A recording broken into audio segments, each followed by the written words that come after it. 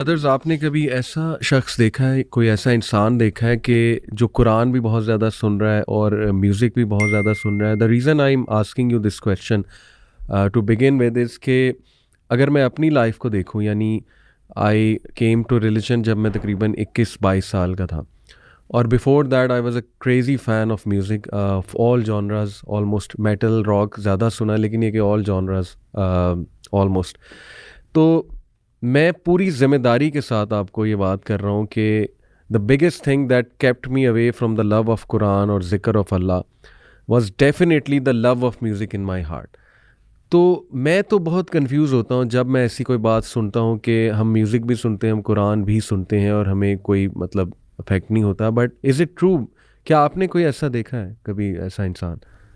مجھے نا آپ کے سوال سے اس کا جواب تو شاید میں آپ کو ڈائریکٹلی نہ دوں، لیکن ایک میری آبزرویشن ہے، جو جتنا زیادہ میوزک سنتے تھے، میں نے یہ دیکھا ہے کہ دین پہ آنے کے بعد اتنا زیادہ قرآن بھی وہ سنتے ہیں. اور اس سے مجھے وہ قول بھی یاد آتا ہے ابن القیم کا رحمہ اللہ، جس میں انہوں نے کہا کہ دو چیزوں کی محبتیں ایک دل میں کبھی بھی جمع نہیں ہو سکتی. ایک قرآن کی محبت ہے اور ایک موسیقی کی محبت ہے. ایک آئے گا تو the other has to go. سبحان اللہ، بالکل. علی بھائی، میں تو اپنا ایکسپیرینس شیئر کروں گا کہ دین پہ آنے سے پہلے میں بھی بہت زیادہ I was music addict, songs basically. تو مجھے تو اللہ معاف کرے، اللہ تعالیٰ مجھے معاف کرے، نعوذ باللہ، قرآن تب بورنگ لگتا تھا، تب دل نہیں کرتا تھا سننے کا. کہیں بھی پلے ہوتا تھا بندہ چلو یار، یہ بھی ہوتا ہے نا بعض جگہوں پہ کہ صبح صبح قرآن لگا دیتے ہیں تو بندے کا دل کا چلو بھی ختم ہو جائے گا. تو میوزک میں نہیں سمجھتا، مطلب میں مانتا ہی نہیں اس بات کو کہ میوزک اور قرآن ایک بندہ دونوں چیزیں سن سکتا ہے اور وہ کہتا ہے میں I am happy with that. یا تو آپ کو قرآن بالکل ہی لذت نہیں دے رہا ہوگا اس ٹائم پہ، کیونکہ آپ کا جو ہارٹ ہے وہ آلریڈی آکوپائڈ ہے ود میوزک. تو یہ دونوں چیزیں اکٹھی ہو ہی نہیں سکتی. سبحان اللہ. مجھے آپ کی بات سے ایک واقعہ یاد آیا، اور وی ول پرے کہ اللہ تعالیٰ اس سسٹر کو ہدایت دے، اللہ تعالیٰ میں اللہ بلیس ہر، کیونکہ شی واز ویری آنیسٹ. تو وی pray for all the youth. اس نے بلنٹلی مجھ سے یہ کویشچن کیا. I think she came to my class, میری کلاس ہوتی تھی ایک وہاں پہ یوتھ کلب، پرانا جو یوتھ کلب تھا گارڈن ٹاؤن میں.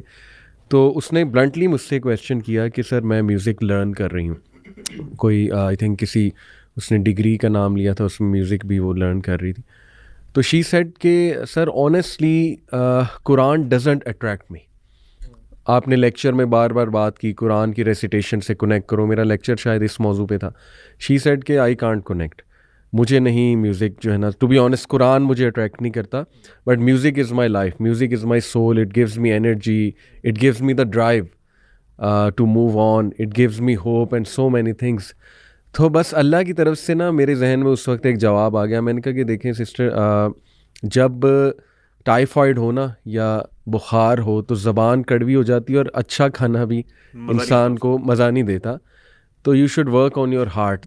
بٹ سبحان اللہ، اس کے بعد میں نے جتنا اس کے بارے میں سوچا تو میں نے کہا یار واقعی یہ ابن القیم کا جو آپ نے کوٹ بتایا نا کہ میوزک اینڈ قرآن کانٹ کو exist in one heart. the love of either music or the love of Quran will expel the other. کوئی سی ایک چیز اللہ معاف کرے ایکسپیل ہو جائے گی. اور یہ ابن القیم کا کوٹ تو کچھ سالوں، کچھ سینچریز پہلے کا ہے نا.